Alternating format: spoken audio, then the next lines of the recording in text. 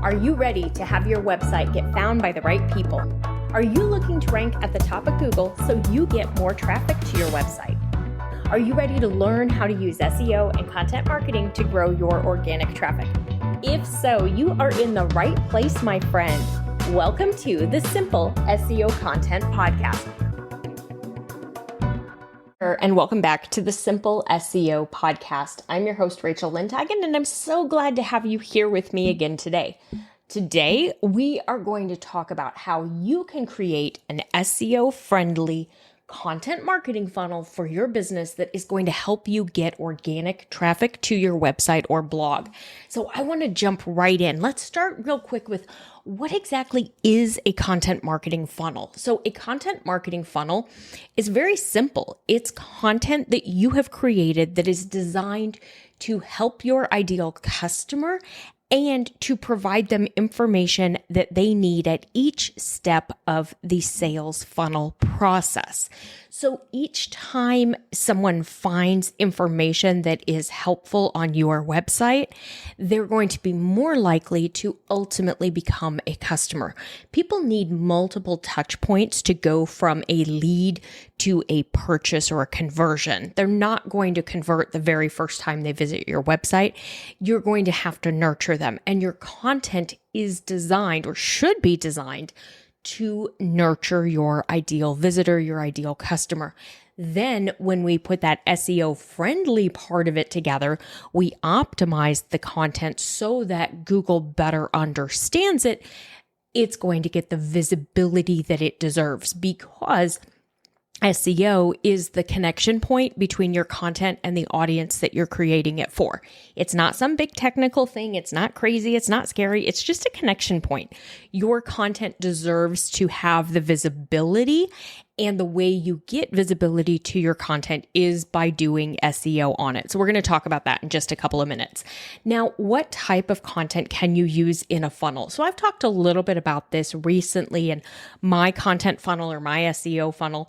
Mine is very much an SEO funnel, mostly organic, though I will admit I do use some Facebook ads to bring additional people in at the very top of the funnel to help them find out about me and help them start to learn a little bit about the potential that SEO and content can have for them.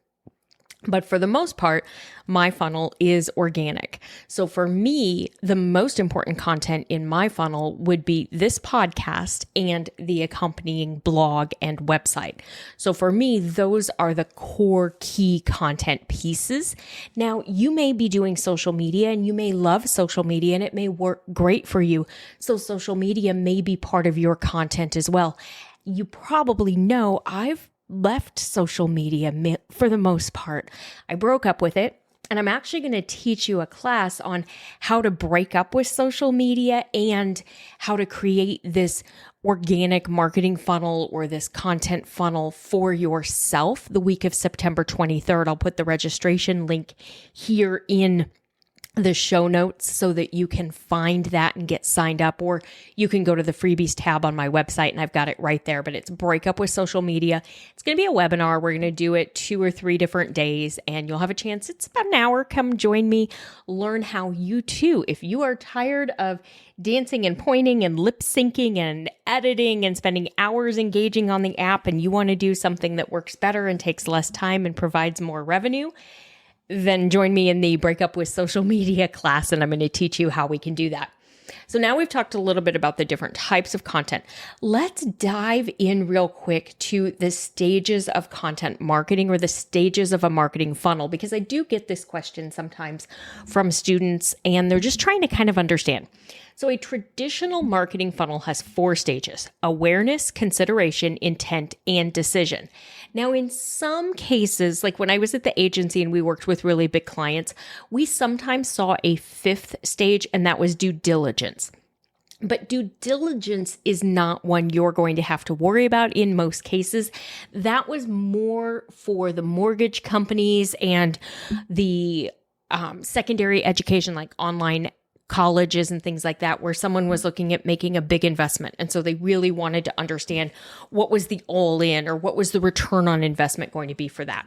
So for the most part, we're going to go through awareness, consideration, intent, and decision. So someone who's in the awareness stage, they don't really know what they're looking for yet. They may have an inkling that there's a solution, but they're really far away from the point of purchase. They just are starting to do some research. So when we teach this from a keyword research standpoint, I generally go through the shoes example. So someone who's searching with the keyword of shoes doesn't really know what they're looking for yet. They're just kind of gathering information. They're just starting to see what's out there.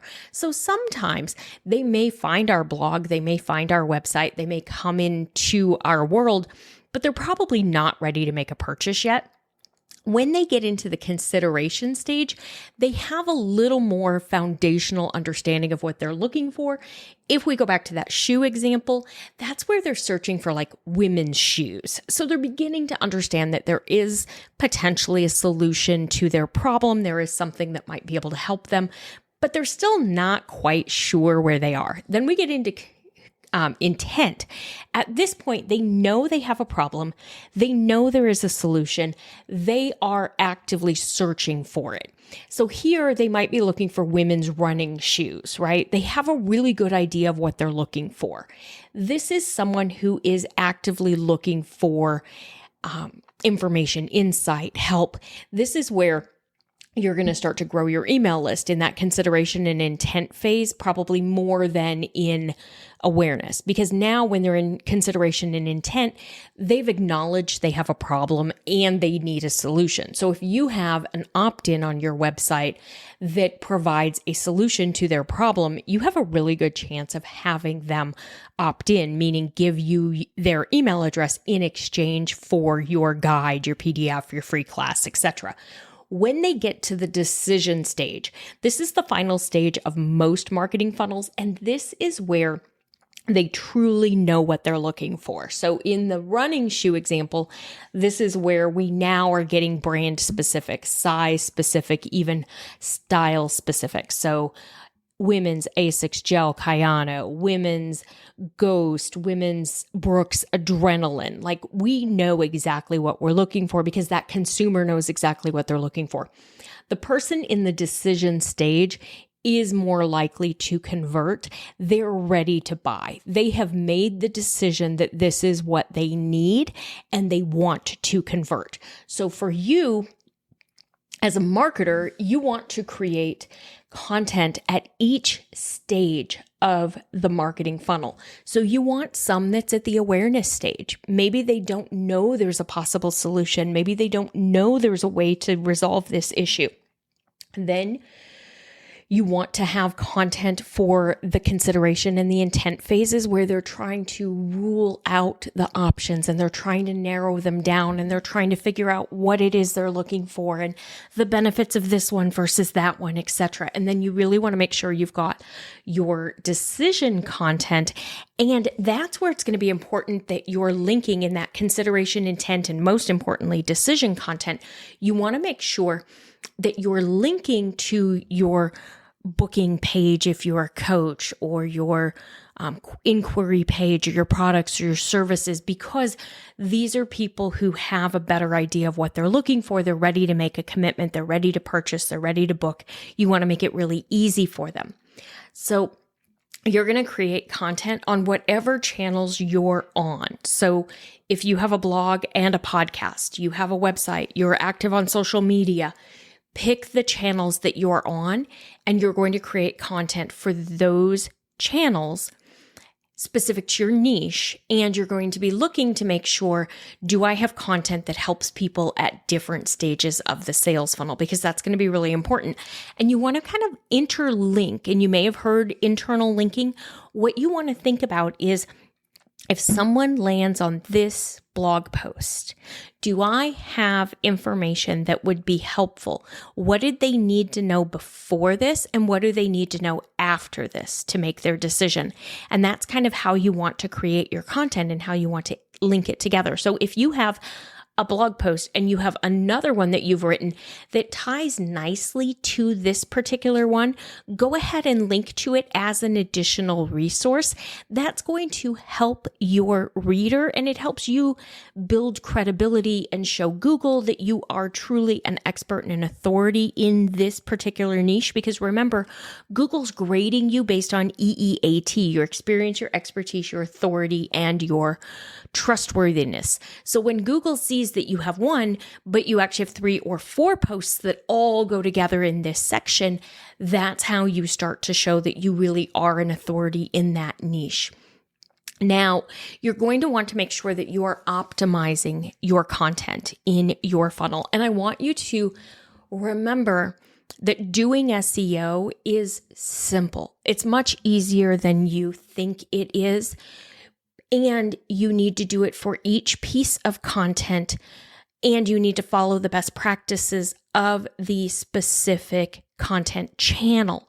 So when we talk about SEO, we're no longer only talking about Google, because yes, Google is a search engine and it is the largest search engine, but YouTube is a search engine. Instagram is a search engine. People are searching on TikTok. Pinterest is a search engine. Your podcast apps are search engines. I think I already said Pinterest. YouTube, you understand what I'm saying, right? Everything is now powered by search, which means you can optimize your content for visibility and discoverability on each of those platforms by following the best practices. Now, on the blog post show notes page for this particular one, and I'll put the link in the bottom, you will find links to some of my best practices guides for you for optimizing your blog, optimizing your website, and optimizing your podcast. I don't teach social media optimization because I'm not active on social media, but your blog, your website, and your podcast, all 3 can be optimized, and that will help your content get more visibility, which will bring more people into your world and allow you to start to put them into your funnel. Now, if you're wondering how do you make money from a content funnel, it's very simple. You want to make sure that the content that you're creating ties to your niche, provides value for your ideal customer, answers their questions, is helpful, is optimized so that people can find it via Google or the podcast app or whoever, and links to your products, your services, your booking page, etc. Make this process as easy and simple and seamless as possible for your website visitor or podcast listener or YouTube viewer, etc. You really want to make this easy for your potential customer, because people they're not going to go searching for you. You have to be there when they look. So it's very important that you're optimized and you're linking to your money-making pages, your products, your services, etc. And then you may be wondering, do I need to run ads to my funnel? Can I do it all on organic? It's really up to you. I highly, highly, highly recommend that you focus on building an organic marketing funnel and making sure that it is working and that it is converting and you are ranking and you're getting traffic and you are getting the right message to the right person at the right time and all of that before you begin investing in ads. Ads are complicated and difficult to learn. I'm going to be really honest. I have spent many years trying to figure out Facebook ads. And one of my biggest frustrations with them, and I remember I've been in marketing, digital marketing for 20 years. I have an MBA. I understand all the marketing principles. The Facebook ads rules and algorithm and ads manager, everything, it changes constantly. And it feels like you figure it out, you understand it, and then all of a sudden it's kind of like the social media algorithms. As soon as you feel like you've mastered it, it changes again. And it's so frustrating, especially having been so many years in SEO where our algorithms don't change that much from a Google and now podcast perspective. The focus from Google has been create great content, build links to it, provide value for more than a decade. So it's much easier. Start organic, build everything, get it working, and then start looking at ads. Don't start ads before you know that things are working from an organic standpoint, because you will waste money, and ads are expensive. It will be thousands of dollars basically just handed away because you weren't ready to do it. So I highly recommend that you get everything working from an organic perspective first. And then if you want to look at ads, go ahead and look at ads. Like I said, I do run some ads to my lead magnets that are at the top of the funnel to help people start to see that, oh, there are potential things here. There is information here. So if you want to build an SEO-friendly content marketing funnel for your business, join me. That's what I teach. Simple SEO content is going to teach you how to do it on your blog and your website. Simple podcast SEO is going to teach you how to turn your podcast into a traffic generator for your business and increase your downloads and your visibility for your podcast. If you don't have a podcast yet, don't worry about it. You can still take that class. It's going to teach you the best practices of how to actually structure your podcast, what type episodes you should have, how long they should be, what you should name your show, what your graphics should look like, how many episodes you should do a week, etc. And I've got a little bit of extra information in there for you about the tools that I use for recording and hosting and all of that. So if you want to create a podcast and you want to launch it out the door and know that it's going to work well and be visible and get discovered in the apps, then make sure you take Simple Podcast SEO. I'll link both of those in the show notes for you so that you can find them. If you have any questions, you know how to find me. I do want to update you. For a while, I've said DM me on Instagram, but I have moved away from Instagram, so don't DM me over there. But I did enable something here on Buzzsprout, which is my podcast host, where you can text me questions. So if you have a question or you have something you want to ask, go ahead and text the show. The other thing you have is that Google form. If you have a question you'd like me to potentially address it on the podcast and answer your question, go ahead and complete that form. It's in the show description, the episode notes as well. I love getting those from you and using that to help me craft my content strategy for the month. And then, like I said, mark your calendar or go ahead and go over to the registration page. The week of September 23rd, we are going to break up with social media. Join me. We'll talk about it for about an hour. I'll walk you through how to make the determination as to which channels you're going to use, which ones you're maybe not getting a return from. I'm going to even show you how to figure out, are you getting a return on the time and effort that you're putting into your social media channels? And then we're going to talk about how you could maybe switch the time, spend less time and get better results by doing something different. I'm going to walk you through what I've been doing, because in the end, I know I said when I did the summer update, I said I was up 80%. My revenue was actually triple for the summer months. Just looking at the 10-week summer break, my revenue was triple what it was last year, this past summer. And it was thanks to that SEO content funnel. It was thanks to everything that I'm talking about here and teaching my students to do in Simple SEO content. And then we're going to add the Simple Podcast SEO if you are a podcaster or want to add a podcast. And we're going to get this going for you. I need to come up with an email marketing class for you. I'm not quite there yet, but that is on the plan for this fall so that we will have this beautiful, beautiful organic funnel for you to work. We're going to drive traffic with your podcast and your website or blog, and then we're going to capture those leads with your email, and we're going to nurture them, and we're going to turn them into paying customers. All right, that is it for today. I will see you back here next week. Bye for now. That's all for today's episode of the Simple SEO Content Podcast. I want to thank you so much for joining me. Make sure you visit my website, etchedmarketing.com, and visit the freebies tab. Right there, you're going to find the SEO Content Quick Start Guide along with the free SEO class. So you'll have everything you need to know to get started with SEO and content marketing. Then do me a favor, if you wouldn't mind, if you would do a rating and a review of this podcast on your favorite platform. That would really help spread the message, and I do greatly appreciate it. If you have any questions, you can always DM me on Instagram at Etched Marketing Academy, and I will see you right back here next week.